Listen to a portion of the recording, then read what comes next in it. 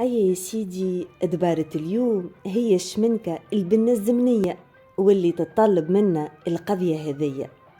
750 جرام كرشة بقري، 50 جرام معدنوس، 50 جرام بصل، 50 جرام حمص منفخ، 4 مغارف كبار متاع زيت، مغرفة كبيرة طماطم معجونة، نص مغرفة هريسة عربي، نص مغرفة فلفل زينة، نص مغرفة تابل، تشيشة ملح وتشيشة فلفل أكحل.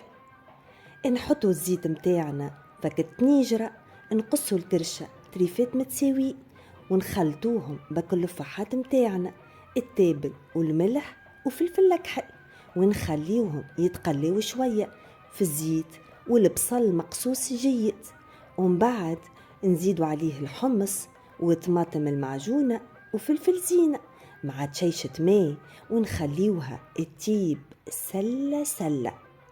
وكولوا وتذكروني صحة وفرحة ليكم وبالشفاء والهنا.